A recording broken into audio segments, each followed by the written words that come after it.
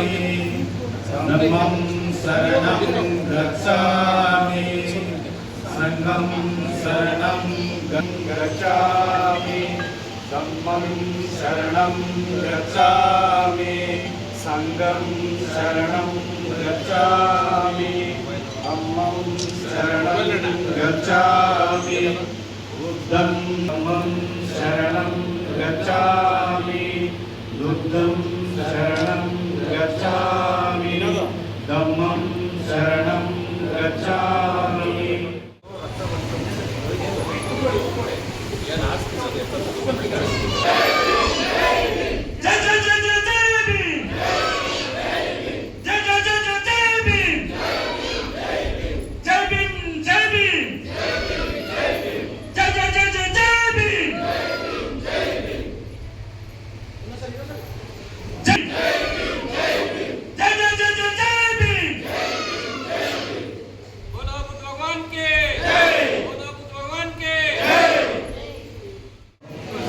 ತೆಗೆಯೋದಿದೆ ದಯವಿಟ್ಟು ಕಾರ್ಯಕ್ರಮ ಪ್ರಾರಂಭ ಆಗಬೇಕು. ಭಗವಾನ್ ಬುದ್ಧರ ಒಂದು ಜಯಂತಿ ಕಾರ್ಯಕ್ರಮ ಜೊತೆಗೆ ಡಾಕ್ಟರ್ ಬಾಬಾ ಸಾಹೇಬ್ ಅಂಬೇಡ್ಕರ್ ಅವರ 134ನೇ ಜಯಂತಿ ಕಾರ್ಯಕ್ರಮದ ಅಂಗವಾಗಿ ಈ ಒಂದು ಕಾರ್ಯಕ್ರಮವನ್ನು ನಾವು ಆಯೋಜನೆ ಮಾಡಿದ್ದೇವೆ.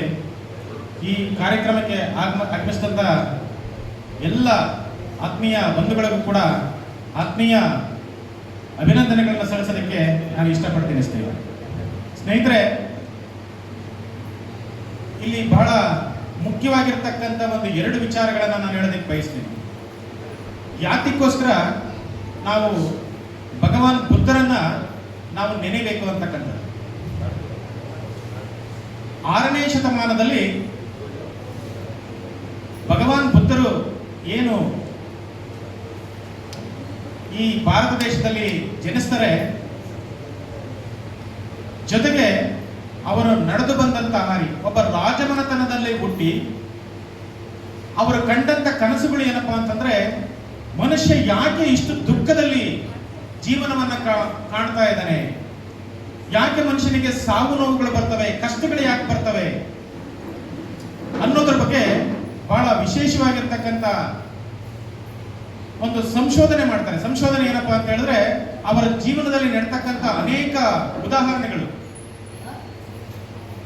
ಯಾವ ರೀತಿ ಕಷ್ಟದಲ್ಲಿ ಮನುಷ್ಯ ಸಿಕ್ಕಾಕೊಳ್ತಾನೆ, ಯಾಕೆ ಅವನಿಗೆ ಸಾವು ಬರ್ತದೆ, ಇದನ್ನ ಗೆಲ್ಲೋದಿಕ್ಕೆ ಸಾಧ್ಯನಾ ಅಂತಕ್ಕಂಥದ್ದನ್ನು ಅವನು ಮನಗಂಡುಕೊಂಡು ತಪಸ್ಸನ್ನ, ಹೆಂಡತಿ ಮಕ್ಕಳನ್ನ ಬಿಟ್ಟು ತಪಸ್ಸನ್ನ ಕೈಗೊಂಡು ಬೋಧಿ ವೃಕ್ಷದ ಕೆಳಗಡೆ ಅವರಿಗೆ ಜ್ಞಾನೋದಯ ಆಗ್ತದೆ. ಅಲ್ಲಿ ಒಂದು ಜ್ಞಾನವನ್ನು ಪಡ್ಕೊಂಡು ಇಡೀ ವಿಶ್ವಕ್ಕೆ ಒಂದು ಸಂದೇಶವನ್ನು ಕೊಡ್ತಾರೆ. ಏನಪ್ಪಾ ಅಂತ ಹೇಳಿದ್ರೆ, ಮನುಷ್ಯ ಅತಿ ಆಸೆಯಿಂದ ದುಃಖದ ಕಡೆಗೆ ಹೋಗ್ತಾನೆ ಅಂತಕ್ಕಂಥದ್ದನ್ನ ಒಂದು ಇಡೀ ವಿಶ್ವಕ್ಕೆ ಪ್ರಚಾರ ಮಾಡ್ತಾರೆ. ಎರಡನೇದು ಏನಪ್ಪಾ ಅಂತ ಹೇಳಿದ್ರೆ, ಶಾಂತಿಯ ಸಂಕೇತ. ಇವತ್ತು ನಾವು ನೋಡ್ತಾ ಇದ್ದೀವಿ, ಧರ್ಮಗಳ ಮಧ್ಯೆ, ಜಾತಿಗಳ ಮಧ್ಯೆ ವೈಷಮ್ಯದಿಂದ ಎಲ್ಲರೂ ಕೂಡ ಇವತ್ತು ಬಹಳ ನೋವಿನಿಂದ ಬಳಲ್ತಾ ಇರತಕ್ಕಂಥ ಅನೇಕ ಜನರನ್ನ ನಾವು ನೋಡ್ತಾ ಇದ್ದೀವಿ. ಆದ್ರೆ ಅಹಿಂಸೆ ಪರಮೋ ಧರ್ಮ ಅಂತೇಳಿ ಇಡೀ ಜಗತ್ತಿಗೆ ಸಾರದಂತವನು ಭಗವಾನ್ ಬುದ್ಧ. ಹಾಗಾಗಿ ನೀವು ಸಂತೋಷವಾಗಿರ್ಬೇಕಾದ್ರೆ, ನೆಮ್ಮದಿಯಿಂದ ಜೀವನ ಮಾಡಬೇಕಾದ್ರೆ ಬುದ್ಧನ ಆದರ್ಶಗಳನ್ನ, ಬುದ್ಧನ ಪಂಚತೀಲ ತತ್ವಗಳನ್ನ ನೀವು ಅನುಸರಿಸಿದ್ರೆ ಖಂಡಿತ ನೀವು ಸುಖ ಸಂತೋಷದಿಂದ ಬಾಳ್ತೀರಿ ಅಂತಕ್ಕಂಥದ್ದನ್ನ ಭಗವಾನ್ ಬುದ್ಧ ಈ ಜಗತ್ತಿಗೆ ಸಾರ್ತಾನೆ.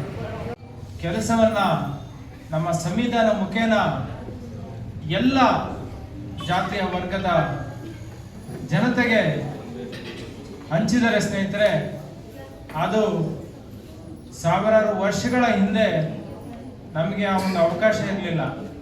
ರಾಜಕೀಯವಾಗಿ ಆಗಿರ್ಬೋದು, ಆರ್ಥಿಕವಾಗಿ ಆಗಿರ್ಬೋದು, ಶೈಕ್ಷಣಿಕವಾಗಿ ಆಗಿರ್ಬೋದು, ಕೆಲವು ನಮಗೆ ಮನುಷ್ಯನಿಗೆ ದಕ್ಕಬೇಕಾದಂತಹ ಸಾಕಷ್ಟು ಏನು ನಮಗೆ ದಕ್ಕಬೇಕಾದಂತಹ ಸಾಕಷ್ಟು ಒಂದು ಮೂಲಸೌಧ ಮೂಲಭೂತ ಸೌಕರ್ಯಗಳು ನಮಗೆ ಸಿಗ್ತಾ ಇರಲಿಲ್ಲ. ಹಾಗಾಗಿ ಅದನ್ನು ಬಾಬಾ ಸಾಹೇಬ್ ಅಂಬೇಡ್ಕರು ಸಾಕಷ್ಟು ಧರ್ಮಗಳ ವಿರುದ್ಧ, ಜಾತಿಗಳ ವಿರುದ್ಧ, ಏನು ಈ ಬ್ರಾಹ್ಮಣತ್ವದ ವಿರುದ್ಧ ಎದ್ದು ನಿಂತು ಎಲ್ಲರಿಗೂ ಸಮಾನವಾಗಿ ಈ ದೇಶದ ಏನು ಒಂದು ರಾಜಕೀಯವಾಗಿ ಆರ್ಥಿಕವಾಗಿ ಹಂಚಿಕೆ ಆಗಬೇಕಂತ ಹೇಳಿ ಅವರು ಸಂವಿಧಾನದಲ್ಲಿ ನಮಗೆ ಪ್ರತಿಯೊಬ್ಬರಿಗೂ ಸಮಬಾಳು ಪಾಲನ್ನ ಕೊಟ್ಟಿರ್ತಕ್ಕಂಥ ನಾಯಕರು ಸ್ನೇಹಿತರೆ. ಹಾಗಾಗಿ ಅವರ ಈ ಒಂದು ಜ್ಞಾನಕ್ಕೆ ಮೂಲ ಕಾರಣವೇ ನಮ್ಮ ತಥಾಗತ ಗೌತಮ ಬುದ್ಧರು. ಈ ಗೌತಮ ಬುದ್ಧರು ಈ ದೇಶದಲ್ಲಿ ಜನಿಸಿದ್ದಾರೆ. ಅವರನ್ನ ಕೆಲವು ಜನ ಮಾತ್ರನೇ, ಒಂದು ಏನು ಶೋಷಿತ ವರ್ಗ, ಈ ದೇಶದ ಮೂಲ ನಿವಾಸಿ ಶೋಷಿತ ವರ್ಗ ಯಾರಿದ್ದಾರೆ ಅವರು ಮಾತ್ರನೇ ಇಲ್ಲಿ ಜ್ಞಾನವನ್ನ ಪಡೀಲಿಕ್ಕೆ ಅವರ ಬಗ್ಗೆ ವಿಚಾರವನ್ನ ಹಂಚ್ಕೊಳ್ತಿರತಕ್ಕಂಥ ಒಂದು ಮೂಲ ಜಾತಿ ಯಾವುದಿದ್ರೆ ಅದು ಒಂದು ಶೋಷಿತ ವರ್ಗ ಅಂತ ಹೇಳ್ಬೋದು ಸ್ನೇಹಿತರೆ. ಹಾಗಾಗಿ ಬಾಬಾ ಸಾಹೇಬರು ಒಂದು ಕನಸು ಏನು ಅಂದರೆ,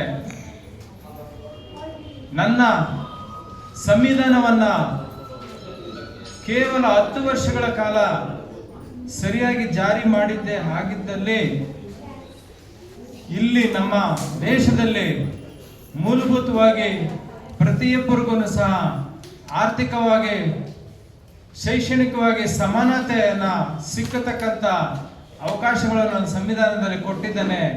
ಅದನ್ನು ಸರಿಯಾಗಿ ಪಾಲನೆ ಮಾಡಿ ಅಂತ ಬಾಬಾ ಸಾಹೇಬ್ ಹೇಳಿದ್ರು.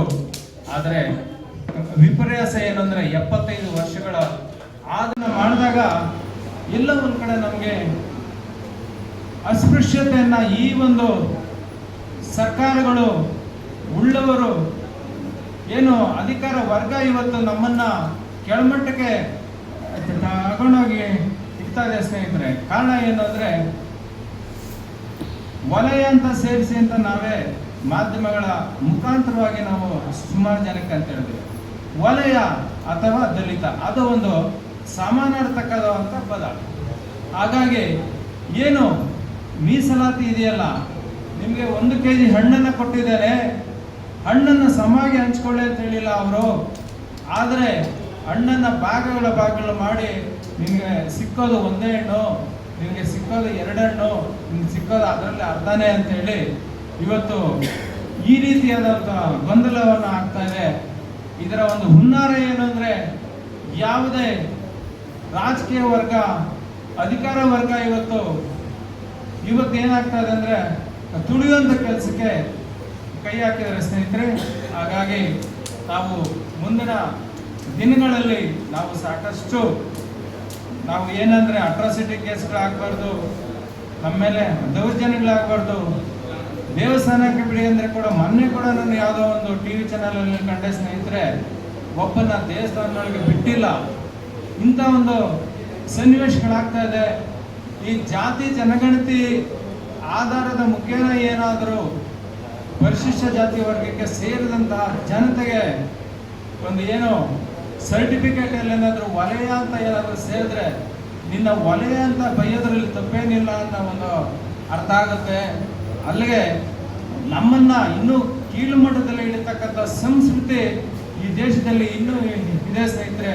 ಹಾಗಾಗಿ ಇದು ಆಗೋದು ಬೇಡ. ನಮ್ಮ ಹಕ್ಕುಗಳನ್ನು ನಾವು ರಕ್ಷಣೆ ಮಾಡಿಕೊಳ್ಳಬೇಕು, ಸಂವಿಧಾನವನ್ನು ನಾವು ಉಳಿಸಲೇಬೇಕು ಅಂತ ಹೇಳ್ತಾ ನನಗೆ ಮಾತಾಡೋಕ್ಕೆ ಅವಕಾಶ. ಮೌಢ್ಯತೆಯ ಬಗ್ಗೆ, ಮೂಢನಂಬಿಕೆಯ ಬಗ್ಗೆ ಸಾಕಷ್ಟು ವಿಚಾರಗಳನ್ನು ತಮ್ಮೊಟ್ಟಿಗೆ ಹಿರಿಯರು ಹಂಚಿಕೊಂಡಿದ್ದಾರೆ. ನಾನು ಕೂಡ ನನ್ನ ವೈಯಕ್ತಿಕ ಅನಿಸಿಕೆಗಳನ್ನು ತಮ್ಮ ಮುಂದೆ 1-2 ಮಾತನಾಡಲು ಅವಕಾಶ ಮಾಡಿಕೊಡಿರಬೇಕಂತ ತಮ್ಮಲ್ಲಿ ಕೇಳ್ಕೊಳ್ತಾ ಇದ್ದೇನೆ. 1997ರಲ್ಲಿ ನಾನು ಬೌದ್ಧ ಧರ್ಮದ ಪ್ರಕಾರ ಸಾಮೂಹಿಕ ಸರಳ ಮದುವೆಯನ್ನಾಗಿದ್ದೇನೆ. ಹಾಗೆ 1998ರಲ್ಲಿ ನನಗೆ ಒಂದು ಹೆಣ್ಣು ಮಗು ಆಯಿತು. ಮಗಳೇಶ್ವರ ಗೌತಮಿ ಅಂತ ನಾಮಕರಣ ಆಯಿತು. ಗೌತಮಿಯನ್ನ ಡೆಲಿವರಿಗೆ ಹೋದಾಗ ಗೌತಮಿಯವರ ತಾಯಿ ನನ್ನ ಪತ್ನಿ ಮದುವೆ ಆದ ಸಂದರ್ಭದಲ್ಲಿ ಮದುವೆ ಆದ ನಂತರ ಮನೆಯಾಗ ಎಲ್ಲ ದೇವರ ಫೋಟೋಗಳನ್ನು ತಂದಾಕಿದ್ದಾರೆ. ಸೌದತ್ತಿ ಎಲ್ಲ ಮುಂದು, ಕರಿವಾಳಿ ಹುಲಿಗೆ ಮುಂದು, ದುನಿಯಾದ ದುರ್ಗ ಮುಂದು, ಮರಗವ ಎಲ್ಲ ಅಂದರೆ ಸುಮಾರು ಒಂದು 8-10 ದೇವರ ಫೋಟೋಗಳನ್ನು ಮನೆ ತುಂಬ ಹಾಕಿ ಒಂದು ಸಣ್ಣದೊಂದು ಜಗಲಿ ಅಥವಾ ಏನಾದ್ರು ಮಾಡಿ ಅದು ಮಂಗಳವಾರಕ್ಕೊಮ್ಮೆ ಶುಕ್ರವಾರಕ್ಕೊಮ್ಮೆ ಪೂಜೆ ಮಾಡ್ತಾರೆ. ನಮ್ಮ ಮಗಳ ಗೌತಮಿ ಡೆಲಿವರಿ ಆದಂಥ ಸಂದರ್ಭದಲ್ಲಿ ಆ ದೇವ್ರ ಫೋಟೋಗಳನ್ನೆಲ್ಲ ಸುತ್ತಾಗ ನಾನು ತಿಪ್ಪೆ ಹೋಗ್ಬಟ್ಟೆ. ಮತ್ತೆ ನಮ್ಮ ಹೆಣ್ಮಕ್ಳು ಬಂದ್ರೆ ಏನ್ರಿ ದೇವ್ರ ಫೋಟೋಗಳನ್ನೆಲ್ಲ ತೆಗೆದು ಹೋಗೋದ್ರಲ್ಲ ಅಂತಂದ್ರೆ, ಇಲ್ಲ ನಾವು ಸಾಮೂಹಿಕ ಸರಳ ಮದುವೆ ಬೌದ್ಧ ಧರ್ಮ ಪ್ರಕಾರ ನಾವು ಮದುವೆ ಆಗಿವಿ, ಮತ್ತು ಅದನ್ನು ನಾವು ಪಾಲನೆ ಮಾಡ್ಬೇಕಲ್ಲ, ನಾವೇ ಪಾಲನೆ ಮಾಡಿದ್ರೆ ಇನ್ನೊಬ್ರು ಏನು ಮಾಡ್ತಾರೆ ಅಂತ ತಿಳ್ಕೊಂಡು ನಾನು ನನ್ನ ಹೆಂಡತಿ ಹೇಳಿದೆ. ಆಯ್ತು ಬಿಡ್ರಿ ಅಂತಂದು ಮತ್ತೆ ಒಂದು 2 ಫೋಟೋ ತಂದಿಟ್ಲು. 2ನೇ ಮಗು ಜನ್ಮ ಆಯಿತು, ಅದು ತ್ರಿಶೀಲ ಅಂತ ತಿಳ್ಕೊಂಡು ಆ ಸಂದರ್ಭದಲ್ಲಿ ಅವ್ರ ಮನೆಗೆ ಹೋದಾಗ ಮತ್ತೆ ಅವ್ರು ಅಂತಂದ್ರೆ ಮತ್ತೆ ಒಂದು 2 ಫೋಟೋ ಇಟ್ಟಿದ್ದಾರೆ. ಅವು ಅದು ಡೆಲಿವರಿ ಹೋದಾಗ ಅವು ಒಂದು 2 ಫೋಟೋ ಅಂತ ತಿಪ್ಪೆ ಹೋಗದೆ ಮತ್ತೆ ಅವ್ರ 3ನೇ ಮಗಳು ಪಂಚಶೀಲ ಅಂತ ಬಿಟ್ಟಿದ್ರು. ಆ ಸಂದರ್ಭದಲ್ಲಿ ಕೂಡ ಮತ್ತೆ ಫೋಟೋ ಇಡೋರು, ಬಜಾರ್ಗೆ ಹೋಗೋರು 1-2 ಫೋಟೋ ತರೋರು, 2 ಪೂಜೆ ಮಾಡೋದು.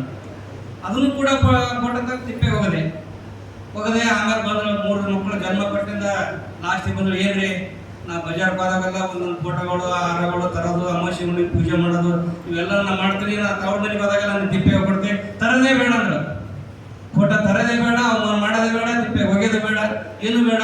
ನಾವೇನು ಭಗವಾನ್ ಬುದ್ಧರ ಒಂದು ಆಶೀರ್ವಾದದಿಂದ ನಾವು ಭಗವಾನ್ ಬುದ್ಧರ ಅಡಿಯಲ್ಲಿ ತತ್ವ ಸಿದ್ಧಾಂತಗಳನ್ನ ಪಾಲನೆ ಮಾಡಿ ನಾವು ನಮ್ಮ ಮಕ್ಕಳಿಗೆ ಒಂದು ಶಿಕ್ಷಣದ ಕಡೆಗೆ, ಒಂದು ಮೂಢನಂಬಿಕೆ ಮೌಢ್ಯತೆ ಕಡೆಗೆ ಹೋಗ್ಲಾರ್ದಂಗ ಒಂದು ಶಿಕ್ಷಣದ ಕಡೆಗೆ ನಮ್ಮ ಮಕ್ಕಳಿಗೆ ಒತ್ತು ಕೊಡೋಣ ಅಂತ ತಿಳ್ಕೊಂಡ್ರೆ ನಮ್ಮ ಹೆಣ್ಮಕ್ಳ ಬಾಯಗಳಿಂದ ಬಂದದ. ಇವತ್ತು ಸುರಪುರದ ಯಾದಗಿರಿ ಜಿಲ್ಲೆಯಲ್ಲಿ ಗೋಲ್ಡನ್ ಕೆ ಬುಧವಾರ ಸುರಪುರದಲ್ಲಿ ಇವತ್ತು ಅವರೇ ಕೂಡ ನೇತೃತ್ವ ವಹಿಸಿರ್ತಾರೆ. ಎಲ್ಲ ಹೆಣ್ಮಕ್ಳು ಕರೀತಾರೆ. ಪ್ರತಿ ಹುಣ್ಣಿಗೂ ಕೂಡ ಇವತ್ತು ಹಬ್ಬದಂತೆ ನಮ್ಮ ಮನೆಗೆ ಹೆಂಗ್ ನಾವು ಹಬ್ಬ ಆಚರಣೆ ಮಾಡ್ತಾರೆ ಆ ರೀತಿಯಾಗಿ ಒಂದು ಭಗವಾನ್ ಬುದ್ಧರ ಗೋಲ್ಡನ್ ಕೆ ಬುಧವಾರದಲ್ಲಿ ಹಬ್ಬದ ಆಚರಣೆಯನ್ನು ತಿಳ್ಕೊಂಡು ಅವರು ಭಗವಾನ್ ಬುದ್ಧರ ಪೂಜೆಯನ್ನ ಮಾಡ್ತಾರೆ.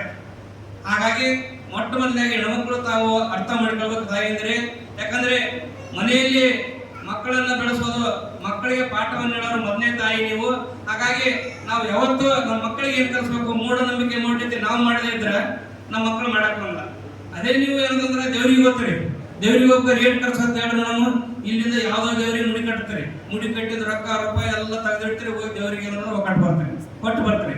ದೇವ್ರಿಗೆ ಕೊಟ್ಟು ಬರೋದ ಬಲ್ಲಿನೇ ಅದೇ ರೊಕ್ಕ ರೂಪಾಯಿ ತೆಗೆದಿಟ್ಟು ನಿಮ್ಮ ಮಕ್ಕಳು ಸಾಲಿಗೆ ಕೊಡ್ರಿ, ಸಾಲಿಗೆ ಓದಿಸ್ರಿ. ಚಲೋ ಶಿಕ್ಷಣ ದೇವ ಇವತ್ತು ಖಾಸಗೀಕರಣದಲ್ಲಿದೇವ, ಇವತ್ತು ಸರ್ಕಾರಿಯಲ್ಲಿ ಇದಾವ, ಶಾಲೆಗೆ ಕೊಡ್ರಿ ಮಕ್ಕಳಿಗೆ. ಸಾಲಿಗೆ ಎಟ್ರ ಖರ್ಚು ಮಾಡ್ರಿ, ಸಾಲ ಮಾಡಿದ್ರೆ ಮಕ್ಕಳಿಗೆ ಸಾಲಿಗೆ ಓದಿಸ್ರಿ. ಅದ್ರ ಸಾಲ ಮಾಡಿ ದೇವ್ರು ಮಾಡಬೇಡ್ರಿ, ಸಾಲ ಮಾಡಿ ದೇವ್ರು ಮಾಡಬೇಡ್ರಿ, ಸಾಲ ಮಾಡಿ ಮಕ್ಕಳಿಗೆ ಸಾಲಿ ಓದಿಸ್ರಿ. ಅದು ನಿಮ್ಮ ಮಕ್ಕಳಿಗೆ ಆಗ್ತದೆ. ಯಾಕಂದ್ರೆ ದೇವ್ರ ಗುಡಿ ಮನೆ ಜಗಲಿ ಅವು ಎಲ್ಲ ಭಾಳ ಇಟ್ಟಿರ್ತೀರಿ, ಅವನ್ನೇನಾದ್ರೆ ಪುಸ್ತಕ ಖರ್ಚು ಮಾಡ್ರಿ. ಒಂದು ಮನಿ ದೇವ್ರಿಗೆ ಬಿಟ್ಟಿರಲ್ಲ, ಅದನ್ನೇನಾದ ಪುಸ್ತಕದ ಭಂಡಾರ ಇಡ್ರಿ, ಒಂದು ಪುಸ್ತಕ ಇಟ್ಟುಕೊಟ್ರಿ. ನಿಮ್ಮ ಮಕ್ಕಳು ಸಾಕಷ್ಟು ಎಷ್ಟು ಮಂದಿ ಮಕ್ಕಳು ಇರ್ತಾರೆ ಅಷ್ಟು ಮಂದಿ ಓದ್ಲಿ. ಅದೇ ಒಂದು ಗ್ರಂಥಾಲಯ ಆಗಲಿ, ದೇವರ ಜಗಲಿಯೇ ಒಂದು ಗ್ರಂಥಾಲಯ ಆಗಲಿ ಅಂತ ತಿಳ್ಕೊಂಡು ಈ ಸಂದರ್ಭದಲ್ಲಿ ತಮಗೆ ಕಿವಿಮಾತು ಹೇಳ್ತಾರೆ ಬಂದು ತಾವೆಲ್ಲರೂ ಅದನ್ನು ನಾವು ಅರ್ಥ ಮಾಡ್ಕೊಳ್ಬೇಕು. ಹಾಗೇನೆ ಡಾಕ್ಟರ್ ಬಾಬಾ ಸಾಹೇಬ್ ಅಂಬೇಡ್ಕರ್ ಅವರ ವಿಚಾರಕ್ಕೆ ನಾವು ಬಂದ್ರೆ ಶಿಕ್ಷಣ ಅಂತಕ್ಕಂಥ ಒಂದು ಬಹು ಮುಖ್ಯವಾದಂತಹ ವಿಷಯ. ಬಾಬಾ ಸಾಹೇಬರ ಶಿಕ್ಷಣದಿಂದನೇ ಮಲ್ಕೊಂಡು ನಿದ್ದೆ ಮಾಡ್ತಾ ಇದ್ದಂಗಿದೆ ಇಷ್ಟೊತ್ತಿಗೆ. ಜೈ ಭೀಮ್. ಇವತ್ತು ಭಗವಾನ್ ಬುದ್ಧರ 2577ನೆಯ ಬುದ್ಧ ಜಯಂತಿಯ ಶುಭಾಶಯಗಳನ್ನು ಎಲ್ಲರಿಗೂ ಹೇಳ್ತಾ, ಈ ವೇದಿಕೆಯನ್ನು ಇವತ್ತು ಇಷ್ಟು ಅಚ್ಚುಕಟ್ಟಾಗಿ ನಡೆಸಿಕೊಟ್ಟಂಥ ತಿರುಪಾಳ ಮುನ್ರಾಜಣ್ಣವರೇ, ವೇದಿಕೆ ಮೇಲೆ ಆಗಿರುವಂಥ ನಾಗಣ್ಣವರೇ, ಮುನ್ನಾರಣ್ಣವರೇ, ಕ್ರಾಂತಿ ಗೋವಿಂದ ಅವರೇ, ವೇದಿಕೆ ಮೇಲೆ ಇರುವಂಥ ಎಲ್ಲ ನನ್ನ ಆತ್ಮೀಯ ಹೋರಾಟಗಾರರೇ, ಮುಂಭಾಗದಲ್ಲಿ ಕೂತಿರುವಂಥ ನನ್ನ ಅಕ್ಕ ತಂಗಿಯ ತಾಯಂದಿರೇ, ಮಾಧ್ಯಮ ಮಿತ್ರರೇ, ಇವತ್ತು ಈ ಕಾರ್ಯಕ್ರಮ ಎಷ್ಟು ಅಚ್ಚುಕಟ್ಟಾಗಿ ಇವತ್ತು ನಡೆಸ್ಕೊಟ್ಟಿದ್ದಾರೆ ಅಂದರೆ ಮುನ್ರಾಜಣ್ಣ ಅವರು. ಅಣ್ಣ ಹೇಳ್ತಾ ಇದ್ರು ಅವರೊಬ್ಬರೇ ಏನೋ ಅವ್ರ ಸಂಘಟನೆಯಿಂದ ಮಾಡ್ತಾ ಇದ್ದಾರೆ ಅಂತ ನಾವು ಅನ್ಕೊಂಡ್ಬಿಟ್ವಿ. ಇಲ್ಲ, ಒಕ್ಕೂಟದಿಂದ ಮಾಡೋಣ ಅಂತ ಹೇಳಿದರೆ ಭಗವಾನ್ ಬುದ್ಧರ ಜಯಂತಿಯನ್ನು ಆನೇಕಲ್ ತಾಲೂಕಿನಲ್ಲಿ ಒಂದು ಮಾದರಿಯಾಗಿ ಮಾಡ್ಬೋದಾಗಿತ್ತು. ಅಣ್ಣ ಅವರು ನಮಗೆ ಮಾಹಿತಿ ಕೊರತೆ ಇತ್ತು. ಚಿಂತೆ ಏನಿಲ್ಲ, ಮುಂದಿನ ದಿನಗಳಲ್ಲಿ ಒಟ್ಟಿಗೆ ದೊಡ್ಡ ಮಟ್ಟದಲ್ಲಿ ಮಾಡೋಣ. ಯಾಕಂದ್ರೆ ಭಗವಾನ್ ಬುದ್ಧರು ಈ ದೇಶದಲ್ಲಿ ಹುಟ್ಟಿ ಇಡೀ ಪ್ರಪಂಚಕ್ಕೆ ಬೆಳಕಾಗಿದ್ದಾರೆ. ಬೆಳಕಾಗಬೇಕಾದ್ರೆ ತಮಾಷೆ ವಿಚಾರ ಅಲ್ಲ ಅದು. ಅವರು ರಾಜರಾಗಿದ್ದಂಥವ್ರು, ಚಿನ್ನದ ಸ್ಪೂನ್ ತಿಂತ ಇದ್ದಂಥವ್ರು ಇಡೀ ರಾಜ್ಯ ಅರಮನೆ ಬಿಟ್ಟು ಈ ಜನಾಂಗದ ಕಷ್ಟಗಳನ್ನು ನೋಡಿ ದೇವರಿದ್ರೆ ದೇವರ ಹತ್ರ ವರ ಪಡೆದು ಈ ಜನಾಂಗನ ಉದ್ಧಾರ ಮಾಡೋಣ ಅಂತ ಅವ್ರ ಮನೆ ಬಿಟ್ಟು ಹೊರಗಡೆ ಹೋಗಿ 6 ವರ್ಷ ತಪಸ್ ಮಾಡ್ತಾರೆ. ಅವ್ರಿಗೋಸ್ಕರ ಅಲ್ಲ, ನಮಗೋಸ್ಕರ, ನಮ್ಮ ಎಲ್ಲರಿಗೋಸ್ಕರ ಮಾಡೋಕ್ಕೆ ಅವರು ತಪಸ್ಗೆ ಹೋಗ್ತಾರೆ. 6 ವರ್ಷ ತಪಸ್ ಮಾಡಿದ್ರು ಅವ್ರಿಗೇನು ದೇವರು ಕಾಣಿಸ್ಲಿಲ್ಲ, ದೇವ್ರಿಗೂ ಕೈ ಸಿಕ್ಕಿಲ್ಲ, ದೇವ್ರು ಇದ್ದಾರೆ ಅಂತಲೂ ಗೊತ್ತಿಲ್ಲ. ಕಡೆ ಪರಿಸ್ಥಿತಿಯಲ್ಲಿ ಅವರು ಸಾಯೋ ಪರಿಸ್ಥಿತಿ ಬಂದ್ಬಿಡ್ತಾರೆ.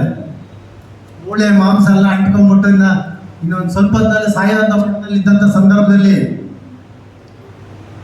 ಒಂದು ನದಿ ತೀರದಲ್ಲಿ ಹೋಗ್ಬಿಟ್ಟು ಅವ್ರು ಕುತ್ಕೊಂಡು ಧ್ಯಾನ ಮಾಡ್ತಿದ್ದಂಥ ಸಂದರ್ಭದಲ್ಲಿ ಸುಜಾತ ಅಂತ ಒಂದು ಹೆಣ್ಣು ಮಗಳು ಅವ್ರಿಗೆ ಪಾಯಸ ಕೊಡ್ತಾರೆ.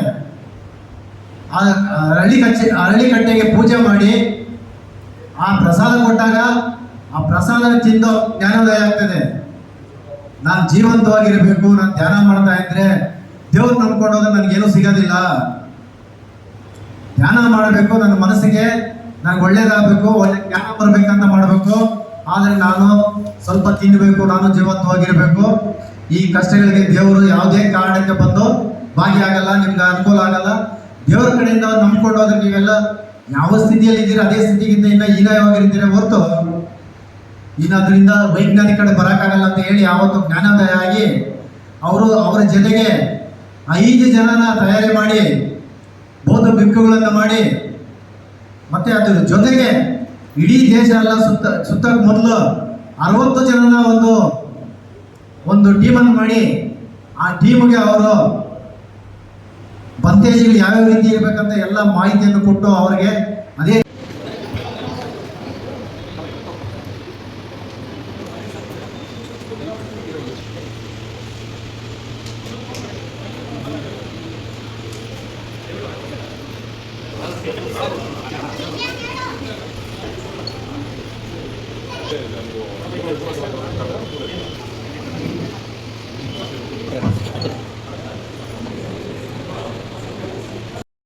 ಮೇಲ್ದಗ್ರಿ ಜೈ ಭೀಮ್, ಜೈ ಭೀಮ್, ಜೈ ಭೀಮ್, ಜೈ ಭೀಮ್, ಜೈ ಭೀಮ್, ಜೈ ಭೀಮ್, ಜೈ ಭೀಮ್, ಜೈ ಭೀಮ್. ರಾಜ್ಯದ ಜಿಲ್ಲೆಯ ನಗರ ಮತ್ತು ಬೆಂಗಳೂರು ನಗರ ಜಿಲ್ಲೆಯ ಏನು ಆಯೋಜನೆ ಮಾಡಿರ್ತಕ್ಕಂಥ ಭಗವಾನ್ ಬುದ್ಧರ 2587ನೇ ಜಯಂತ್ಯೋತ್ಸವ ಅಂಗವಾಗಿ ಹಾಗೂ ಡಾಕ್ಟರ್ ಬಾಬಾ ಸಾಹೇಬ್ ಅಂಬೇಡ್ಕರ್ ಅವರ 134ನೇ ಜಯಂತಿ ಉತ್ಸವ ಅಂಗವಾಗಿ ಇವತ್ತು ಇಲ್ಲಿ ನಾವು ಬೆಂಗಳೂರಿನಲ್ಲಿ ಒಂದು ಅದ್ಭುತವಾದಂಥ ಜಯಂತ್ಯೋತ್ಸವ ಕಾರ್ಯಕ್ರಮವನ್ನು ಹಮ್ಮಿಕೊಂಡಿದ್ದೇವೆ. ಈ ಒಂದು ಕಾರ್ಯಕ್ರಮದಲ್ಲಿ ಹಲವಾರು ರೀತಿಯ ವಿವಿಧ ಸಂಘಟನೆಯ ಎಲ್ಲ ಮುಖಂಡರು ಕೂಡ ಈ ಒಂದು ಕಾರ್ಯಕ್ರಮದಲ್ಲಿ ಭಾಗಿಯಾಗಿದ್ದಾರೆ. ಮತ್ತು ಈ ಕಾರ್ಯಕ್ರಮದ ಉದ್ದೇಶ ಭಗವಾನ್ ಬುದ್ಧರ ಏನು ಒಂದು ಇದಿತ್ತು, ಭಗವಾನ್ ಬುದ್ಧರ ಒಂದು ಮೂಢನಂಬಿಕೆ ಮೌಢ್ಯತೆಯನ್ನು ವಿರೋಧಿಸಿ ನಾವು ಇವತ್ತು ಈ ಒಂದು ಕಾರ್ಯಕ್ರಮದಲ್ಲಿ ನಾವೆಲ್ಲರೂ ಕೂಡ ಒಂದು ವೇದಿಕೆಯನ್ನು ಇಟ್ಕೊಂಡು ಮಾತನಾಡಿದ್ದೇವೆ. ಹಾಗೆ ಕೂಡ ಡಾಕ್ಟರ್ ಬಾಬಾ ಸಾಹೇಬ್ ಅಂಬೇಡ್ಕರ್ ಅವರ ವಿಚಾರವಾಗಿ ಶಿಕ್ಷಣ ಸಂಘಟನೆ ಹೋರಾಟ ಅಂತಕ್ಕಂಥ ಮಾತನ್ನು ನಾವು ಈ ಸಂದರ್ಭದಲ್ಲಿ ಹೇಳಿದ್ದೇವೆ. ಶಿಕ್ಷಣಕ್ಕೆ ಅತಿ ಹೆಚ್ಚಿನ ಮಹತ್ವವನ್ನು ನೀಡಬೇಕು, ನಮ್ಮ ಮಕ್ಕಳು ಎಲ್ಲರೂ IAS IPS ಆಗಬೇಕಂತಕ್ಕಂಥ ಗುರಿಯನ್ನು ಇವತ್ತು ನಮ್ಮ ತಂದೆ ತಾಯಿಗಳಿಗೆ ಕಿವಿಮುಡಿಸುವಂಥ ಮಾತನ್ನು ನಾವು ಕೂಡ ಈ ಸಂದರ್ಭದಲ್ಲಿ ಹೇಳಿದ್ದೇವೆ. ನಾಗಣ್ಣ ಕಲ್ಲೇವರಳ್ಳಿ, DSS ರಾಜ್ಯ ಸಂಚಾಲಕರು, ಭೀಮಗರ್ಜನಿ. ಏನು ಈ ದಿನ 12/5/2025 ಇದು ಭಗವಾನ್ ಬುದ್ಧರ ಜಯಂತಿ ಕಾರ್ಯಕ್ರಮ. ಇದನ್ನು ಜಿಗಣಿ ಏನೊಂದು APC ಸರ್ಕಲ್ನ ಹೋಟೆಲ್ನಲ್ಲಿ ಹಮ್ಮಿಕೊಂಡಿದ್ದೇವೆ ಸ್ನೇಹಿತರೆ. ನನ್ನ ಹೆಸರು ಟಿ ಎಂ ರಾಜ್ ಅಂತೇಳಿ, ಬೆಂಗಳೂರು ನಗರ ಜಿಲ್ಲಾ ಸಂಘಟನಾ ಸಂಚಾಲಕರು. ಹಾಗಾಗಿ ಇವತ್ತು ನಾವು ಈ ಕಾರ್ಯಕ್ರಮದ ಉದ್ದೇಶ ಏನಂದರೆ, ಶಿಕ್ಷಣ ಸಂಘಟನೆ ಹೋರಾಟ ಪ್ರತಿಯೊಬ್ಬ ಮನುಷ್ಯನ ಮೂಲಭೂತ ಹಕ್ಕು. ಯಾಕಂದರೆ ಏನು ಈ ಒಂದು ಶೋಷಿತ ವರ್ಗ ಇದೆಯಲ್ಲ, ಈ ಶೋಷಿತ ವರ್ಗ ತುಳಿತಕ್ಕೆ ಒಳಗಾಗ್ತಾನೆ ಇದ್ದಾರೆ. ಹಾಗಾಗಿ ಈ ದೇಶಕ್ಕೆ ಮೊಟ್ಟ ಮೊದಲು ತಥಾಗತ ಗೌತಮ ಬುದ್ಧರು ಸಮಾನತೆಯನ್ನು ಕೊಟ್ಟಂಥವ್ರು. ಅಂಥ ಒಬ್ಬ ನಾಯಕನನ್ನು ನಾವು ನೆನೆಯಲೇಬೇಕು. ಹಾಗಾಗಿ ಅವರ ಒಂದು ಜಯಂತಿ ಕಾರ್ಯಕ್ರಮವನ್ನು ಹಮ್ಮಿಕೊಂಡಿದ್ದೇವೆ. ಜೊತೆಗೆ ಬಾಬಾ ಸಾಹೇಬ್ ಅಂಬೇಡ್ಕರ್ ಅವರ ಜಯಂತಿನೂ ಸಹ ಒಟ್ಟಿಗೆ ಎರಡೂ ಕಾರ್ಯಕ್ರಮನ ಒಟ್ಟಿಗೆ ಹಮ್ಮಿಕೊಂಡಿದ್ದೇವೆ. ಕಾರಣ ಏನಂದರೆ, ಬಾಬಾ ಸಾಹೇಬರು ಏನು ಈ ಒಂದು ತುಳಿತಕ್ಕೆ ಒಳಗಾದಂಥ ಮೂಲ ನಿವಾಸಿಗಳಾದಂಥ ನಮಗೆ ಸಾವಿರಾರು ವರ್ಷಗಳಿಂದ ಶೋಷಣೆಯನ್ನು